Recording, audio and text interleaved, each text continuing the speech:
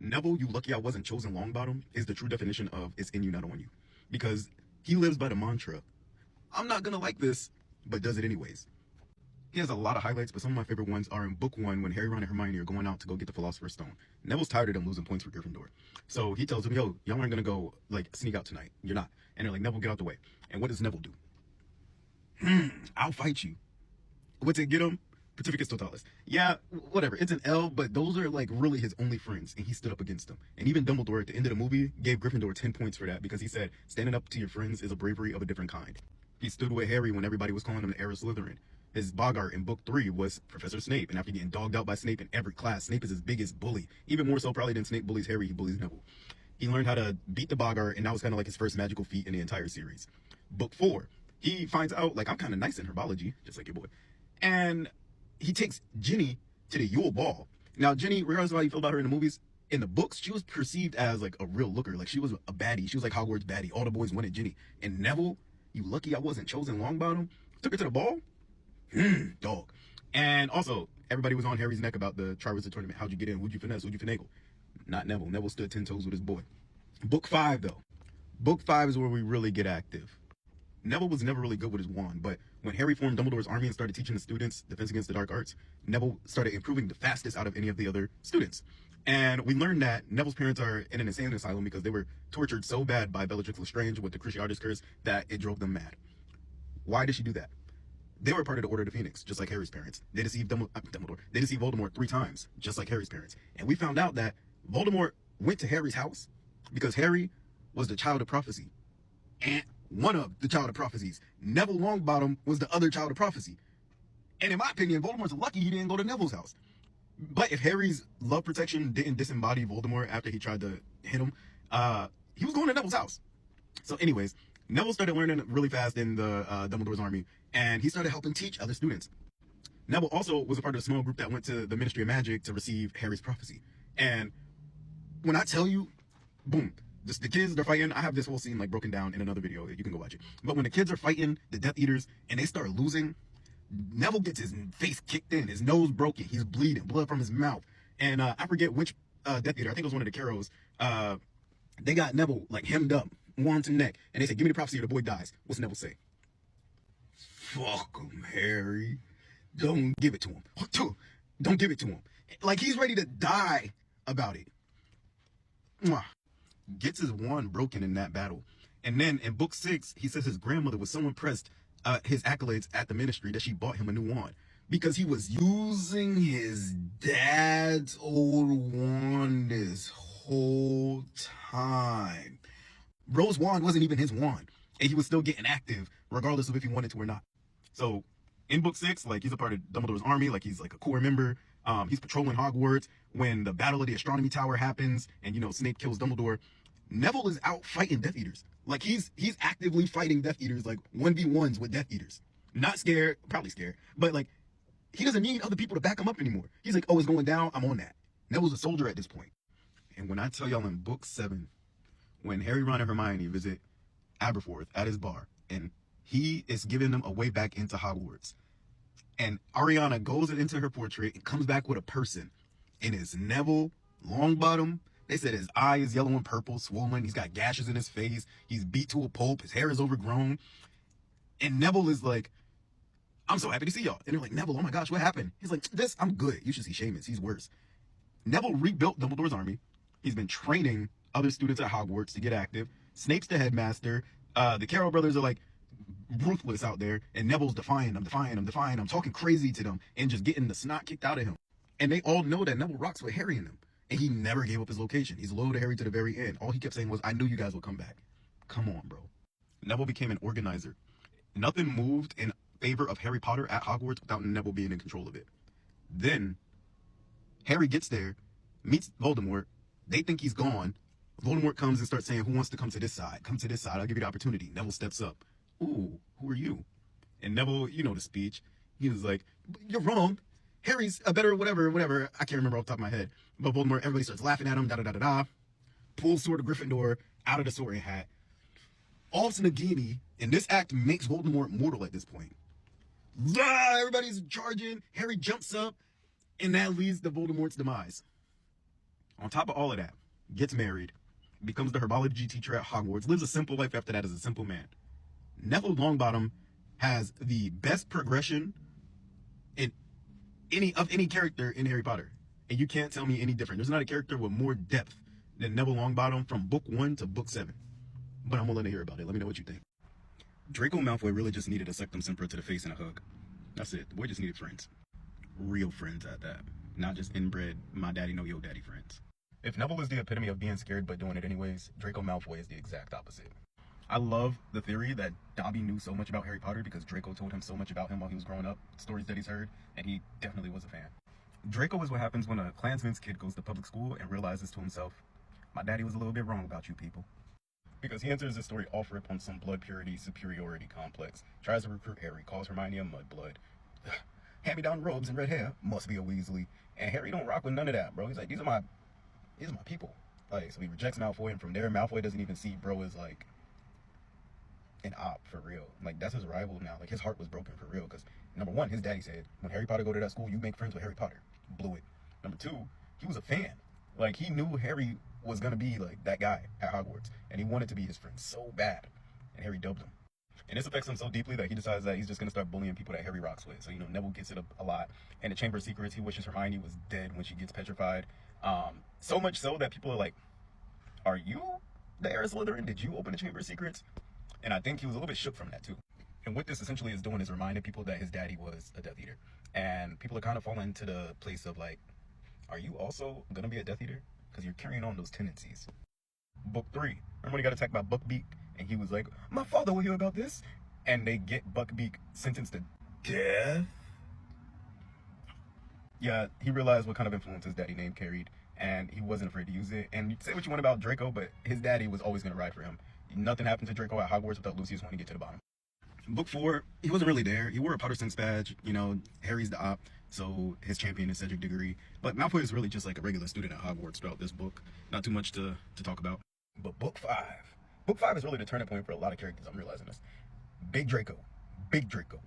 Umbridge is the Defense Against the Dark Arts teacher. She eventually becomes the headmistress of Hogwarts. She got her little crew that Malfoy is headed.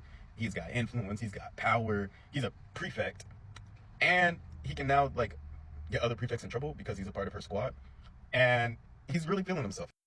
However, people don't rock with Umbridge. So by default, people don't rock with Malfoy. They don't rock with anybody on the Inquisitorial squad. It's mostly just Slytherin. Nobody already rocks with Slytherin anyways. And so for these people to be the people that Malfoy decides to surround himself around, I mean, hey, it is what it is. So Malfoy gets a bunch of power in Book 5, but he gets absolutely zero respect. Book 6, though, is Malfoy's prime. This is Malfoy's story. Voldemort says that he's the one that's going to kill Dumbledore. Bro is sick, twisted. I think he was excited at first, but as he started to realize what this task actually means, he's sweating, pooping, throwing up all the time, crying, sobbing, becomes friends with Moan and Myrtle because he's always in the bathroom just crying. I can't do this. He's gonna kill me if I don't know. Somebody help. And on top of all of this, Harry Potter, the boy he wanted to be friends with so bad, but turned into his op, catches him crying. And then when Malfoy says, you know what, I'm sick of this. Pulls out his wand, catches a slash to the face and the chest. Oh, I'm dead. Imagine your POV, you crying in the bathroom, the ghost is trying to comfort you. And then your biggest rival comes and slices you up. On accident, mind you. So now he's trying to heal you after he put you down. Tough. He did repair the vanishing cabinet though. And he decides, well, I'll be big brained. So he decides to do some assassination attempts, but none of those work out either. Katie Bell touches the necklace. Ron Weasley gets poisoned by the wine. And he realizes that he's going to have to actually do it to Dumbledore. And so the Battle of the Astronomy Tower happens. Draco goes, he meets Dumbledore. Dumbledore says, what's going on, Draco? You can talk to me. And Draco's like, time for talking is done. I can't talk to you. Like, I have to do this. And Dumbledore's like, what do you have to do? Like, let me help you. And he's like, shut up. He's going to kill me. And then Dumbledore is like, Draco, let me help you. And here comes Snape. Well, first, Draco disarmed Dumbledore. He got, Dumbledore, mind you, Dumbledore was sick. He just came back from getting the Locket Horcrux, so he's very disoriented. He's very weak right now. So that's not a W. Not a W, sorry, to the Draco fans. Disarms Dumbledore. Snape comes up, moves Draco to the side because Snape didn't want Draco to have to kill Dumbledore. Dumbledore didn't want Draco to have to kill Dumbledore. Moves to the side, takes out Dumbledore. Now Draco's like, so good job, Draco. You did what you were supposed to do. I guess everything worked out how it was supposed to. Now he can't come back to Hogwarts for year 7, though. You just orchestrated the death of the headmaster. So his house becomes the Death Eater's headquarters, and his parents are so pitiful. Lucius is Pussius, that's what you should call him, because bro is just a sad case. And Draco has to sit back and watch his mom and dad be railroaded by not only Voldemort, but other Death Eaters as well. They got no respect, they got no love. Malfoy had to sit there and just watch that. He had to eat that. Imagine how you would feel if people was punking your parents all day, all night, in your own crib. During the Battle of Hogwarts, Voldemort's looking around and he's like, where's Draco? And his parents are like, oh, he must be out fighting for you. And Voldemort's like, no, I think he escaped. Or I think he's trying to escape. We'll figure it out later. Malfoy's trying to get the diadem so that way he can receive that for Voldemort. Not for like pleasure, not to please Voldemort, but to escape punishment for Voldemort. If I get the diadem, maybe he won't murder me. And then one of his ignorant, inbred best friends, I don't even think he was friends with Crabbe and Goyle for real. I think they really were just like, our daddies know each other, so I'm gonna rock with y'all, and also I can't get any other friends, so this is what I got. But he almost dies because the room of requirement ends up getting set ablaze, and he's a dead man. Harry has to save him. Now he's embarrassed. He's on the back of Harry's broom. Harry's still on some like, we're getting this diadem. Malfoy's like, no, get us out of here. And Harry's like, nah, I'm getting the diadem. I'm him. Read the book title. And so he grabs the diadem, leaves the room, saves Malfoy's life. If you really want to break it down, the Malfoys got their due diligence, and Narcissa was really the reason the whole family didn't spend the rest of their lives in Azkaban. She told Voldemort that Harry was dead, and that's really what sealed their fate and their freedom. Malfoy, he just needed friends, bro. Like, if he wouldn't have came off rip with racist rhetoric that first meeting in book 1, Harry and him might have even invited him to chill with them in their cart on the way to Hogwarts. His mission was to befriend Harry Potter, and he blew it because he just couldn't get his father's ideologies out of his head. So I think that, like, Malfoy could have contributed a lot more. He would have had a lot more screen time. He would have had a lot more to do with the character development and the book and the story, because he didn't want to be a bad guy. You could tell he didn't want to be a bad guy. Even when he was, like, going to trial for Quidditch, like, he was a seeker, you feel me? He was smart. He wasn't the smartest, but he wasn't any less smart than any other student at Hogwarts. Like, Malfoy could have been cool. And it's unfortunate that he went the route that he went down because of his parents' racist ideologies. And young Draco even grows up to remove himself and reject the circles of pureblood supremacists that he grew up with. He even marries Astoria Greengrass, who was a pure-blooded witch, who was an advocate. She was very progressive. She was an advocate for people who were not pure-blooded witches and wizards.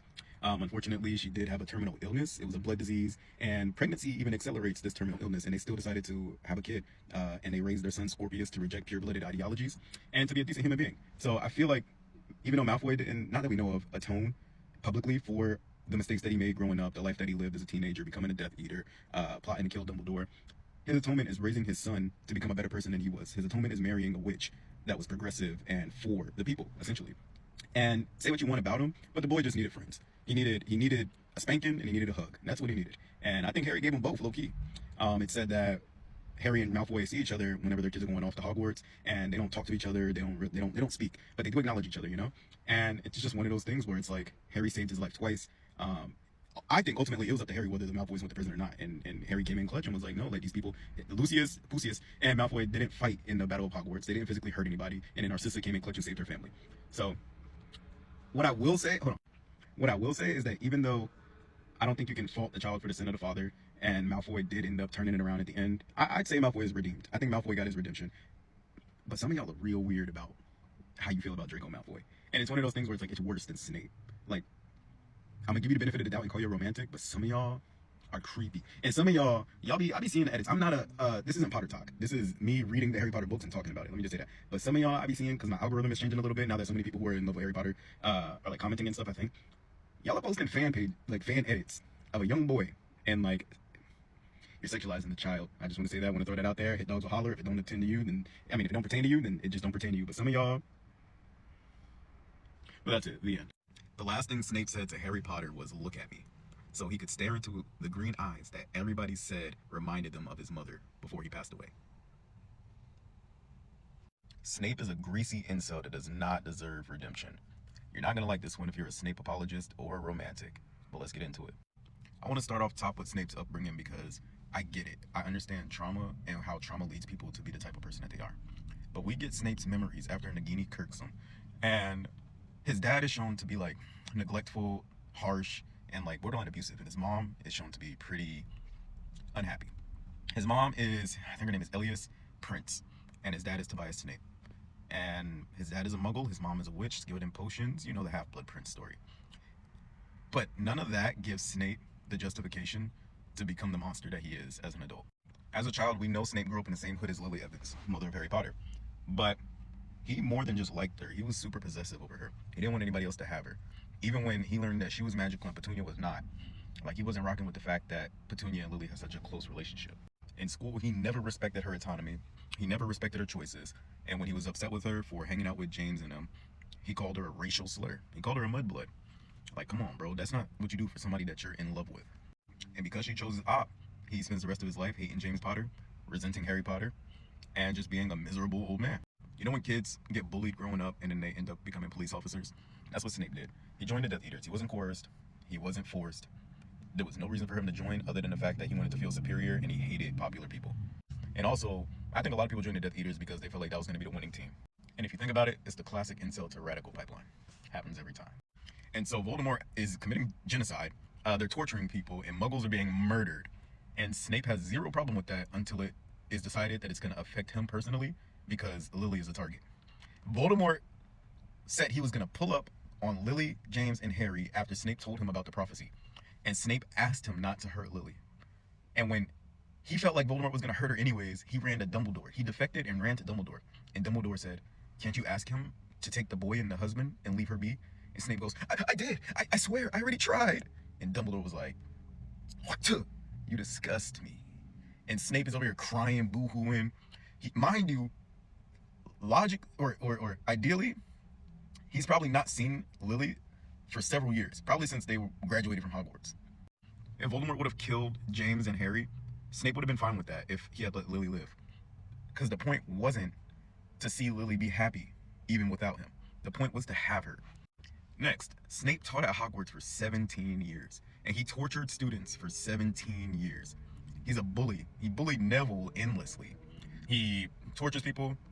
He publicly humiliates them. He hated Harry just because he looked like his dad, not because of anything he did. Even when Harry first started going to Hogwarts, we see in his memories that Dumbledore is like, "Oh, you gave Potter another detention, blah, blah, blah." And then Snape's like, "He's just like his father." And Dumbledore's like, "Oh, interesting." Because other teachers say that he's rather smart for his age, and he seems to be a very sociable and nice student. A good kid. Whatever. So if you don't mind Snape, then you don't mind teachers committing child abuse. Because that's what he did. He never apologized. He never made amends. He never changed his ideology. Never admitted that the way he was thinking was wrong. He only switched up because of Lily. His allegiance changed because of Lily. And I know what's next. His Patronus is a doe because he loved Lily. Not true. It was told to us that your Patronus can change because of strong emotions and other ways as well. Snape's Patronus was a doe not because he loved Lily, but because he was obsessed with Lily. You're not responsible for being traumatized, but you're responsible for how you deal with the trauma when you're an adult. Snape was not a good man. Did Snape have a tragic childhood? Yes. But his parents did not make him join the Death Eaters. His parents did not make him adopt blood purity ideology. His parents didn't make him emotionally abuse students for almost 2 decades, and his parents didn't make him bully Neville and Harry Potter. And there is a theory, I saw it on my Neville video in the comments, that people say Snape hated Neville because if Voldemort would have chosen Neville, then Lily would still be alive. That's still bad. Like, that reinforces the fact that Snape's not a good person. And you know what's crazy? Here's a hot take. Snape was so talented, and he ended up so cool with so many of the Slytherin when he was at Hogwarts. And he was able to create spells that he probably would have been cool if he wasn't so incel-y and obsessed over Lily. Like, if he could just be like, "She don't like me, we just friends, we ball, we move on." He probably would have cracked so much at Hogwarts that he would have been a happy guy. He would probably got less greasy in years 5 through 6. He probably would have gone to the dances.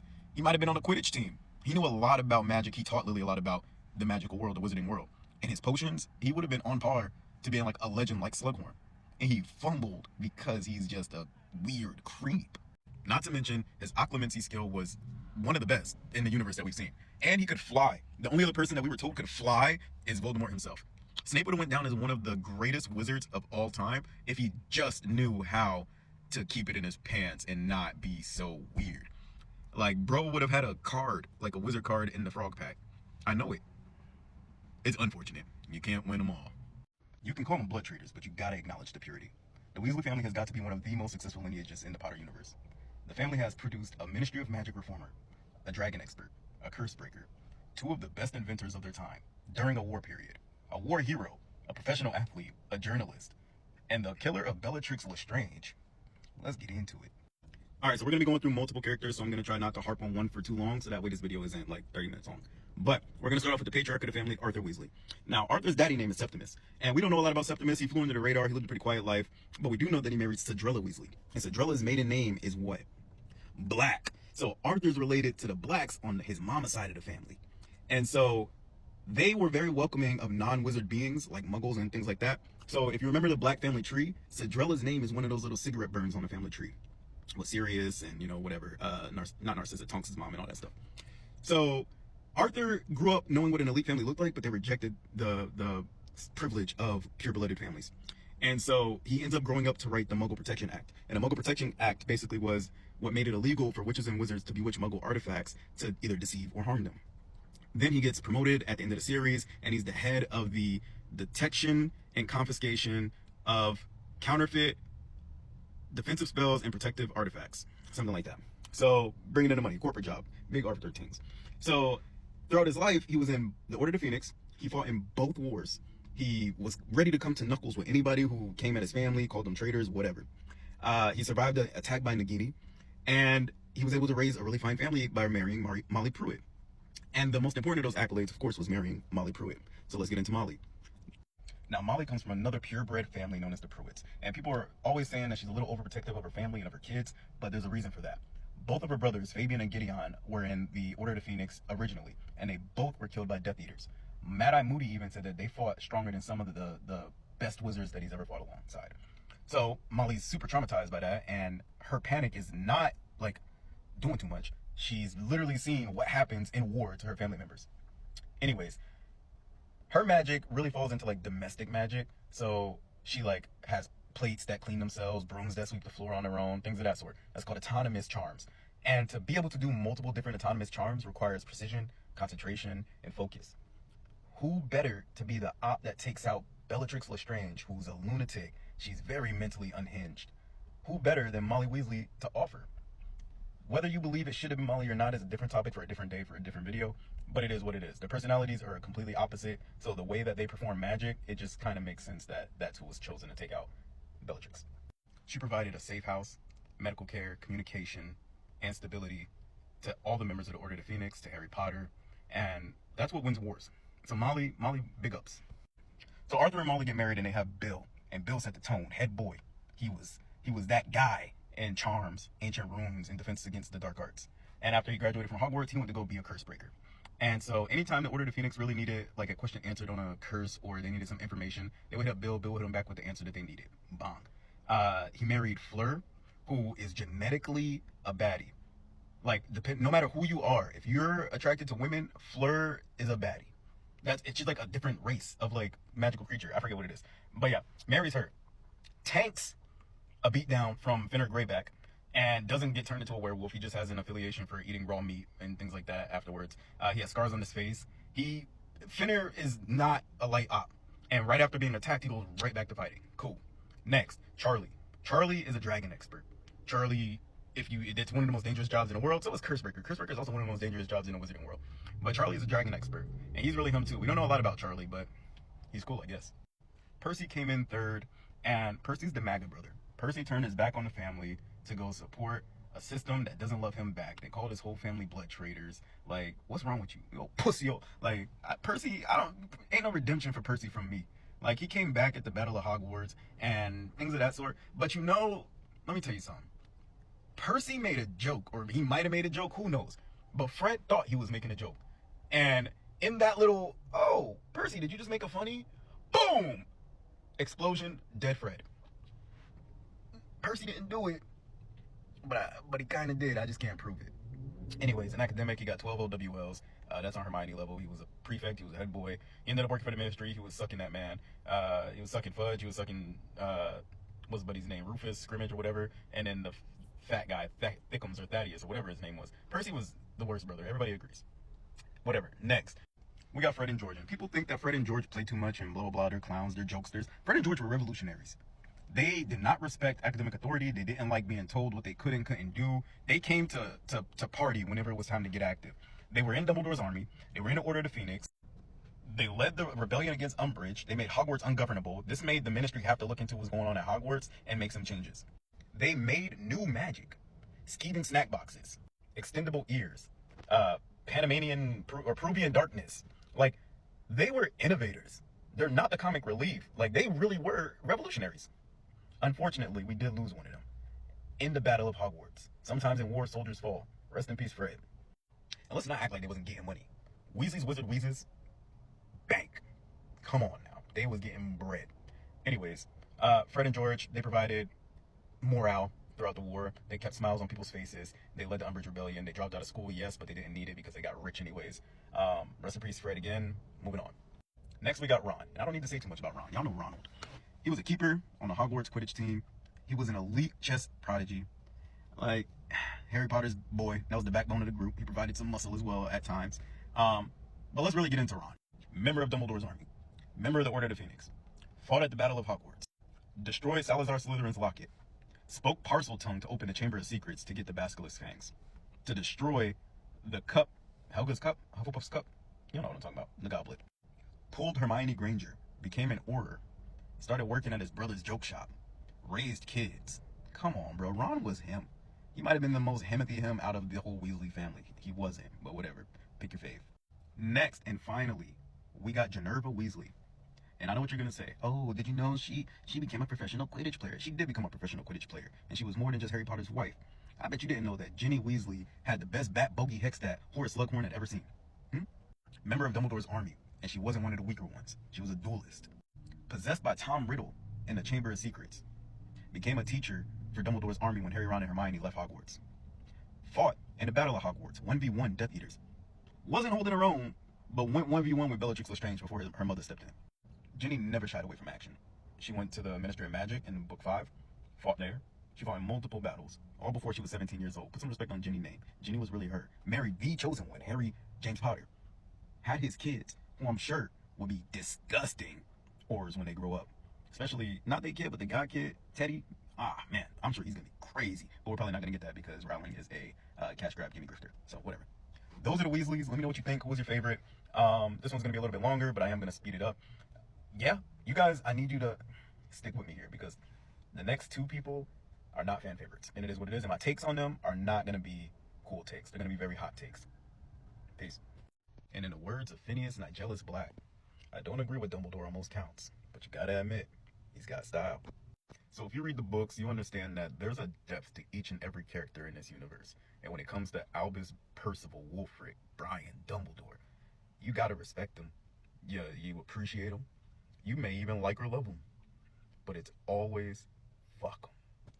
This is going to be controversial, but it is what it is. I'm sure you guys have your own thoughts and opinions that you're going to let me know in the comments. But let's get into it. Albus Dumbledore is one of the most morally great characters in all of fiction. According to Aberforth, when he was telling Harry, Ron, and Hermione about their past, Dumbledore always kept his nose in the books, and he spent all of his time upstairs counting his awards. All of us have gone through that, separating ourselves from our household, teen angst, yada, yada, yada. Dumbledore, however, was doing it because he was an intellectual. He felt like nobody could match his level of genius. Nobody got him. Nobody understood him. Nobody was on his level. And he was a loner, popular loner, if you would say. Their sister accidentally kills their mother. Dumbledore steps up to take care of her because he wants Aberforth to finish school. Anywho, around this time, he meets Grindelwald.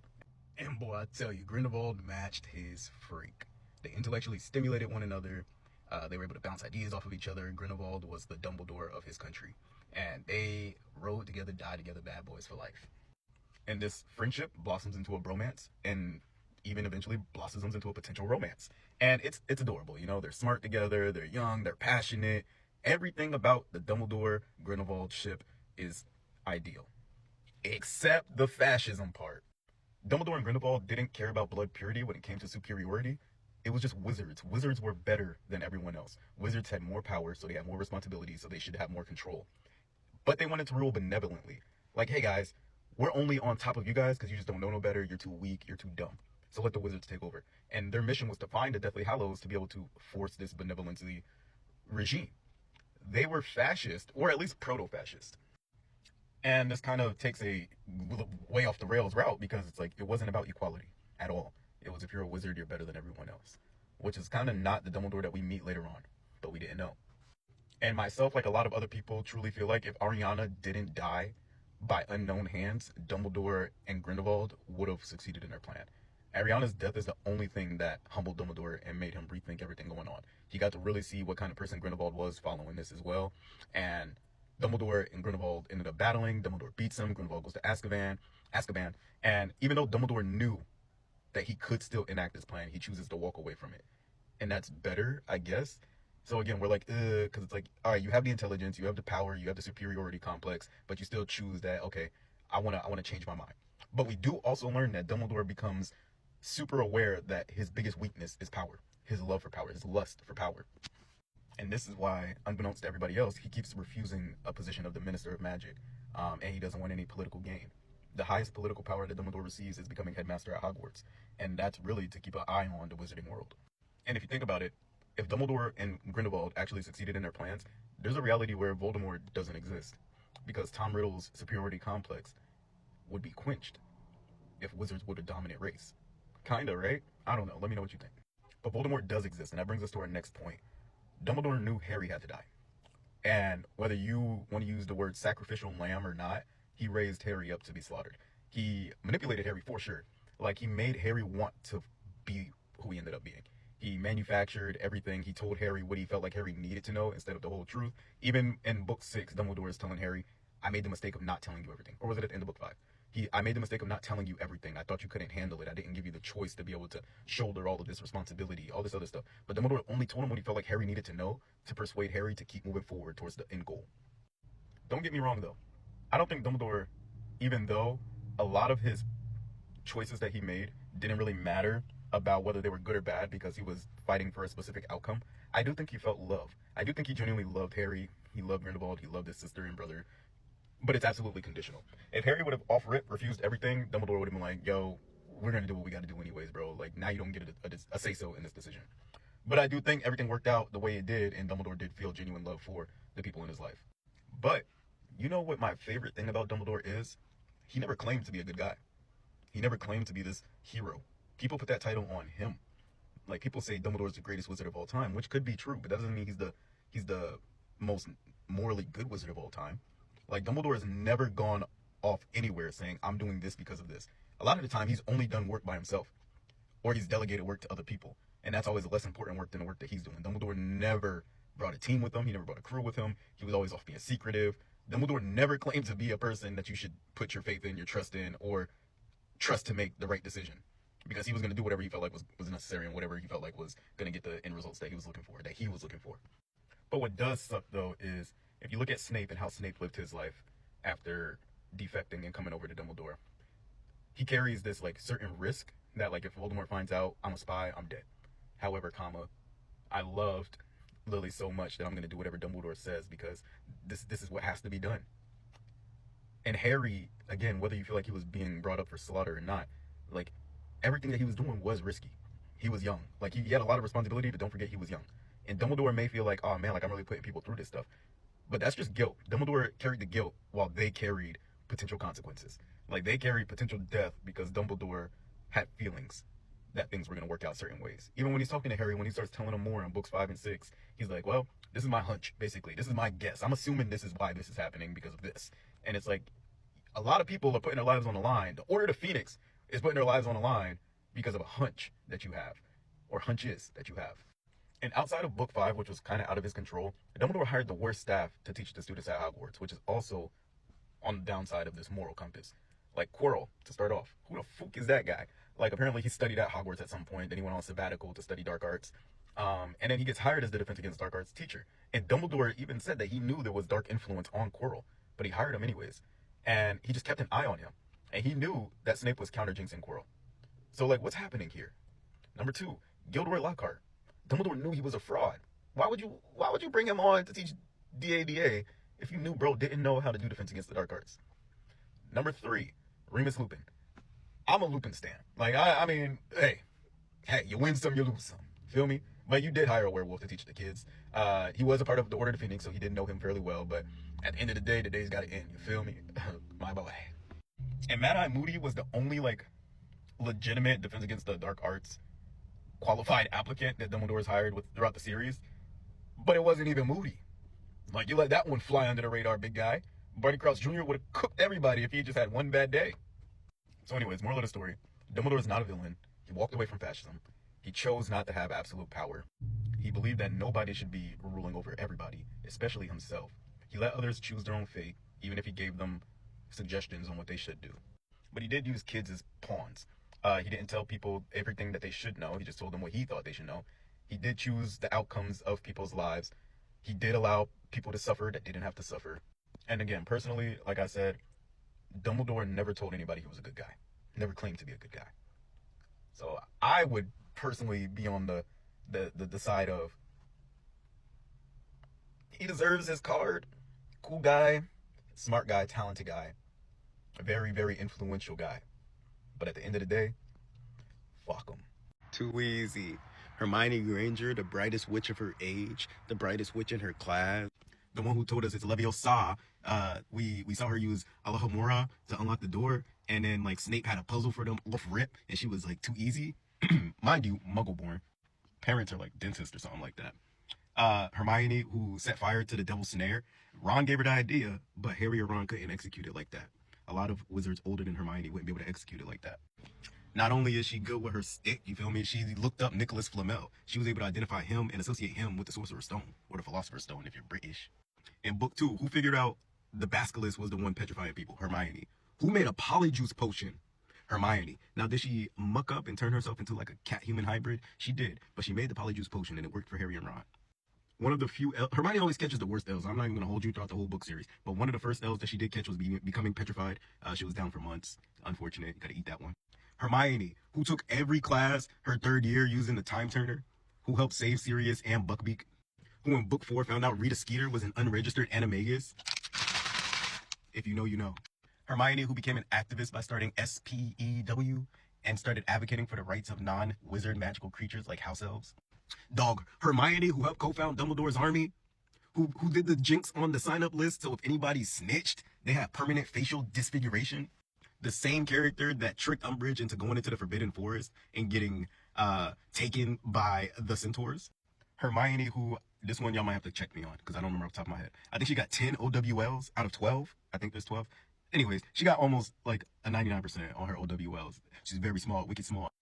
She was able to erase her parents' memory. She was able to practice soundless, like she was able to cast spells without speaking. Became flawless at it. She was being annoying about the freaking Deathly Hallows symbol, but the whole time it was the Deathly Hallows symbol. Turned out to be very important, I would say so myself. Made Polyjuice Potion again to break into Gringotts. Rode a dragon, you know. She did another big L from Hermione. She did get tortured at Malfoy Manor. Did she give up anything? No, nothing. Ooh.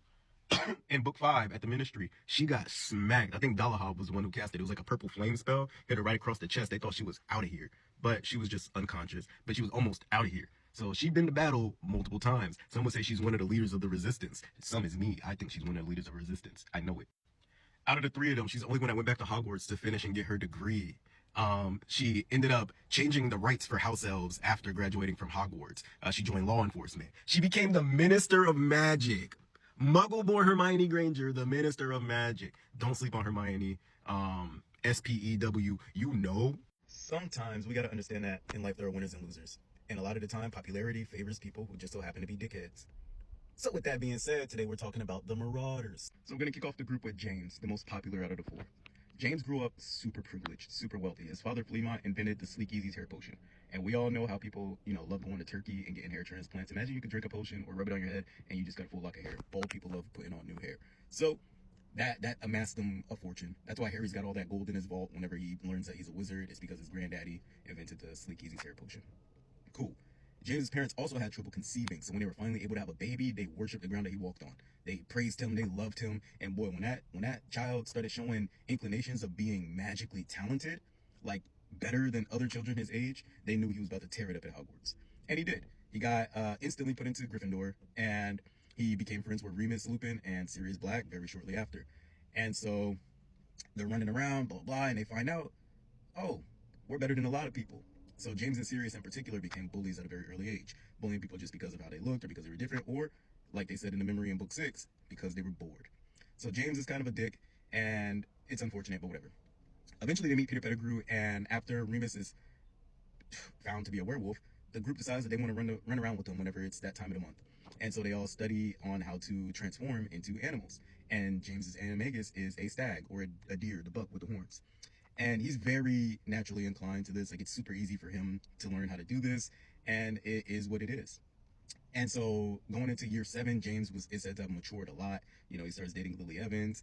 He graduates from Hogwarts. They settle down, get married. They join the Order of the Phoenix. They fight against Voldemort. They defy him 3 times. Unfortunately, we know how James's life ends. He dies at 21 years old when Voldemort comes to kill Harry, and James is the first line of defense. He tried to box Voldemort, really, which is crazy. He really left his wand and ran out to try to stop Voldemort from attacking his wife and child. And Voldemort did away with him, like, super. For James to have, like, the legacy or the image that we have of him, it all ended so fast. It's crazy how fast life can just cut for you, because he was just thrown aside. Avada gone. Next, we got Remus Lupin, and he's my favorite, personally. Remus, when he was a child, he got attacked by Fenrir Greyback, and that gave him the disease of lycanthropy, which is he turns into a werewolf. So at the full moon, he goes through a change. He becomes animalistic and primal. He really can't control himself. He was an outcast as a kid growing up because the Wizarding world is highly racist, don't forget. And so Dumbledore actually gave his word that Remus would be able to attend Hogwarts, and he would attend unbothered, which is really cool of him. So he attends Hogwarts, sorted into Gryffindor, becomes friends with James and Sirius, and he's really smart. He excels at the Wizarding world, and he becomes a prefect. And the only thing that really you can say against him was that he never really stopped James and Sirius from being bullies to people. He kind of just sat back and watched. They were his best friends. They decided to become anime guy for him, so that way they can run around with him whenever the full moon came. But he made it through Hogwarts. After he graduated, he lived in poverty. Again, the Wizarding world is super racist, and as a werewolf, it was hard for him to find a job. It was hard for him to do anything, really, until Dumbledore offered him the job of Defense Against the Dark Arts teacher, and he was loved by students, and it was a good gig, honestly, until parents found out that a werewolf was teaching at the school. That kind of really did ruin his whole opportunity. So he was in the Order of the Phoenix. He fell in love with Nymphadora Tonks. He married her despite being super weird about it originally.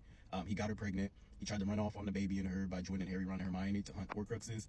And that gave us one of the best scenes in the Deathly Hallows, where Harry pressed him like, yo, you're a coward, bum. Like, Harry wasn't feeling that. And yeah, he eventually doubled back, decided that he was going to be a dad. The baby was born healthy. Took after Tonks more than it took after him. He loved that. He attended the Battle of Hogwarts, where unfortunately him and Tonks were killed. It is said that he was offed by Dolohov. Remus was just rusty, bro. Like, he hadn't battled in a long time. He was in poverty, trying to get from coast to coast. He was couch surfing. Like, he didn't really have enough time to train and practice while Dolohov was busy being a murderer. So it was an easy dub for bro, honestly. But it is what it is. You win some, you lose some. Harry was able to take care of their son Teddy, and yeah, out of there, rip. All right, cool. And next we got Sirius. And Sirius, he was cool, man. He was popular, super handsome. JK was sucking that man through the book. She always was talking about how good he looked. She had somebody specific in mind when she was writing about him, I'm telling you. But Sirius hated his family's ideology, as he should. He comes from a family of pure blood supremacists, the Blacks, which is a crazy contradiction. If you know, you know. Think about that one. But Sirius was just really into motorcycles and girls, and when he went to Hogwarts, he immediately got sorted into Gryffindor, which was super unexpected because all of the Blacks usually get sorted into Slytherin. Becomes friends with Remus and James, and then later on Peter. And he bullies out of boredom. Bullies because he can. Bullies because he's better than other people. All the women love him. They love the Sirius boy. And he plays a prank on Snape one day where he tells him to go basically to where Lupin is transforming into a werewolf the night of a full moon, and it almost gets Snape killed, which is crazy, but I mean, that was just the kind of boy he was. When he was 16, he ran away from his parents' house and moved in with the Potters, which got him blasted at one of those cigarette burns on the family tree, and he joins the Order after school. He never marries. When James and Lily get killed, unfortunately, James goes to the scene, and while he's there, Pettigrew is there, and Pettigrew, being the secret keeper that exposed them to Voldemort, blows off his finger and pretends to blow himself up, transforms into a rat, runs away, and in the explosion, it kills a bunch of muggles, and so Sirius gets locked up into Azkaban. Oh yeah, he also learned how to turn into an animal as well, so that way they can run around with Lupin whenever he transforms into a werewolf. And his animagus is a dog, a big black dog. So yeah, he goes to Azkaban. He's in there for years, and I think it's funny, those memes where it's like, if he was innocent, why was his Azkaban poster just like, ah? So, but yeah, he's Harry's godfather. He always wanted to look out for Harry. He does end up looking out for Harry. He breaks out of Azkaban. He tries to be a good godfather. In Order of the Phoenix, he's at the Ministry of Magic in the Department of Mysteries battle because Harry was given a fake vision that Sirius was being tortured and possibly killed, and he does end up losing his life to Bellatrix Lestrange, his own cousin. and it's unfortunate, but that's it. Rip. Okay, for this one, y'all gotta bear with me because you're not gonna like this. Peter Pettigrew was the most important side character in the entire Harry Potter universe. If not for Peter Pettigrew, Lily and James will still be alive. I don't know why they made Peter the secret keeper for Lily and James, other than the fact that I get he would be the last person anybody would think to talk about Lily and James. But Peter Pettigrew was a loser, bro. He was a loser. He was a mousy boy that turned into a fat rat. He was always on some, I need to be around people who are stronger than me so that way they could protect me if I ever need it. So he always played both sides of the coin. And going through Hogwarts, everybody picked on him, da da da. I don't even know how he really got in with the group. If you understand how he made it into the group of the Marauders, let me know, please. But he graduated from Hogwarts somehow. They all say he wasn't smart at all. So whatever. And he also became an animagus because he wanted to run around with Lupin and his friends when Lupin had. After graduating, he joined the Order of the Phoenix, but he also became a Death Eater. Again, sold out Lily and James to Voldemort just because he felt like Voldemort was probably going to win the war. After he blew himself up and framed Sirius, he turned into a rat and lived with the Weasleys. Got passed down from Percy to Ron, so 12 years as a rat. He was exposed several times low-key by Crookshanks, but Crookshanks can't speak, so it wasn't no way to be able to tell people that that rat wasn't a rat. Yeah, he had Harry, you know, he helped Voldemort come back and revive him during the Triwizard Tournament. He chopped off his own hand to give the flesh of a willing servant. Voldemort rewarded him with a gold glove that replaced his hand. He became basically like a steward at the Malfoy Manor whenever Voldemort was back in power. And in the movies, Peter Pettigrew doesn't lose his life. He kind of just disappears and we don't see him anymore. But in the books, he's got Harry whenever they're trying to get Ollivander, the Goblin, Dean, Luna, and all them from the Malfoy Manor. And Peter grabs Harry with that metal hand. And Harry's like, you owe me, Pettigrew, because I saved your life. Because during the Prisoner of Azkaban, whenever it was determined that Peter Pettigrew was Scabbers the Rat, Sirius was gonna off, bro. So was Lupin. They both was really gonna be like, oh, you sold out Lily and James, like, you're a dead man, da-da-da. And Harry was like, wait. And then he let Peter escape. Well, he didn't let him, but Peter ended up escaping. And so Harry's like, you owe me, Wormtail, because his nickname was Wormtail. And he hesitated for just a second. And because he hesitated, he betrayed Voldemort. And the hand that Voldemort gave him, turned around, got him, choked him out till he was dead. So he died. And that was his legacy. A coward that almost did the right thing, but he definitely tried to like take it back though. Whenever he saw his hand, like he was like, oh no, wait. And then yeah, he was a coward, he was a loser, he was a bum. So that's Peter Pettigrew. The Marauder. As students at Hogwarts, the four of them created one of the most magical items, which is the Marauder's map. It tells you everybody who's on the campus of Hogwarts, where they are, and it's easy to track anybody there. Some super strong magic. They mapped out the campus better than anyone except Fred and George. They didn't have a really good moral compass. They were a bunch of bullies, cowards, you know, but they were the cool guys, I guess. I would love to see a prequel that starred the Marauders and not this cash grab. They all died young, contrary to what we're shown in the movies with the mirror and the photographs. Lily and James were only 21 years old when they passed away. 12 years after that, nope, 14 years after that, Sirius would have been 35 when he passed away. Pettigrew, 2 years after that, would have been 37 or 38 when he passed away. And Lupin, same time, he would have been 37, 38 when he passed away. So they were all under 40 when they passed. And I just think their story is so dope to just like see as a prequel and kind of like in the between years. Love to see what Sirius went through in prison, what Pettigrew went through while he was on the run and hiding as a rat and all this other stuff, like the little shenanigans he went through. And then of course Lupin as he was trying to traverse the wizarding world as a social outcast. I think it would be really dope to see what that was like too. But those are the Marauders. If I missed anything or if you know better than I know, I'm sure you'll let me know anyways. But yeah.